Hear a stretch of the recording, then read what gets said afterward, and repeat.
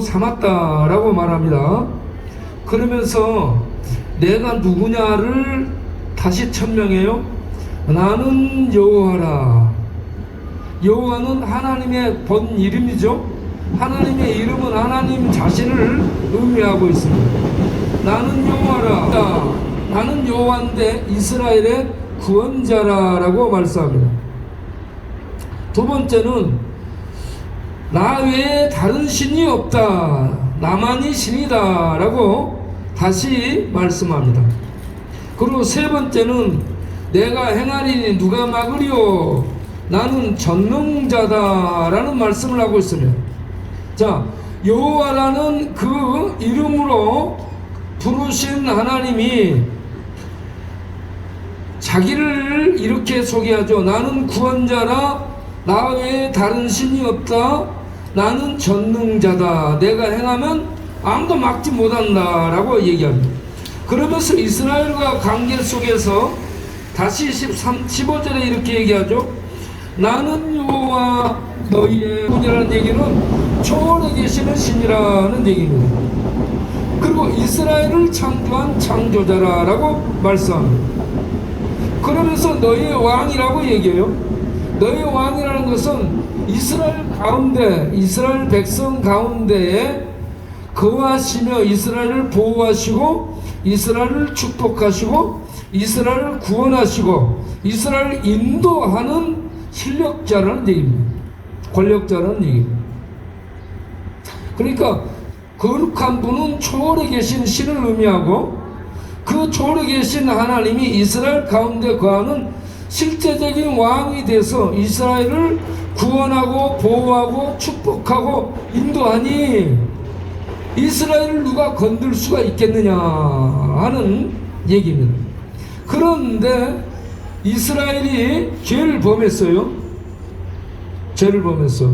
그런 이스라엘을 하나님이 바벨론의 포로로 넘겨주게 되는데 그러한 과정에서 이스라엘 백성들에게 너희는 옛날 일을 잊어버리라. 옛날 일을 기억하지 말라라는 말씀입니다. 그러면 여기 옛날 일은 뭔가?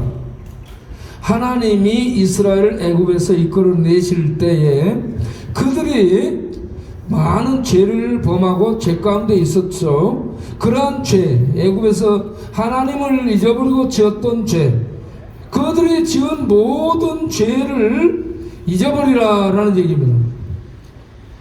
그러니까 예수 믿기 전에 여러분 지었던 모든 죄를 잊어버리라라는 얘기예요. 우리에게 적용하면 자, 여러분 자기 자신에게 이 적용을 해야 돼요. 이제 자기 자신에게 적용하면 예수님 믿기 전에 지었던 모든 죄를 잊어버리라. 할렐루야. 왜 잊어버리라고 얘기하냐 하면은 좀 더 나가면서 보면은요 43장 25절에 하나님이 이렇게 말씀합니다. 나는 나를 위하여 너희의 허물을 도말하는 자니 내 죄를 기억하지 아니하리라. 아멘. 하나님은 하나님 자신의 이름의 영광, 여호와라는 그 이름의 영광을 위해서 자기 백성 종으로 부르고 증인으로 부른 자기 백성의 죄를 할렐루야. 자, 그런데 46장 9절에 가서는 너희는 옛날 일을 잊어버리지 마라, 잊지 말라라고 또 이상한 말씀을 하셔요. 그러니 여기서는 무슨 얘기냐면 너희들의 지난 죄는 이때 내가 너희를 구원낸 구원의 하나님, 창조주 하나님, 너희 가운데 거하는 왕 되신 하나님이라는 그 내용은 잊지 말라 하는 얘기입니다. 여러분, 애기 목욕을 시켰어. 예를 들어서 애기 집에서 애기 목욕을 시켰는데 목욕시킨 물이 더럽다고 물을 버리면서 자기 애기까지 버려보는 사람 있어요? 만약에 애기까지 버리면 어때요? 정신이 온전한 사람이에요? 나간 사람이요? 예, 정신이 나간 사람이에요. 그러니까 뭔 얘기냐면 목욕했던 시커먼 더러운 물은 버려버리고 잊어버리고 던져버리고 애는 소중히 여기고 데리고 들어오는 것처럼 너희를 구원한 하나님은 너무 귀하신 하나님이기 때문에 잊지 말고 기억하도록 하고 그 하나님이 너희의 죄를 씻어줄 터이니 너희들은 그 모든 중악한 죄, 때국물 나는 시커먼 죄는 물 버리듯이 버리고 잊어버리라 라는 얘기입니다. 자, 이 말씀을 신약에서는 어디에서 하느냐 하면 히브리서 10장을 가서 보게 되면 히브리서 10장 17절에 이렇게 얘기합니다. 하나님이 아들 예수를 통해서 죄를 사해 주시는데 그 죄를 영원히 단번에 완전히 제거하시겠다라고 말씀합니다. 자, 히브리서 10장 10절에 보게 되면 단번에 그 죄를 사해 준다.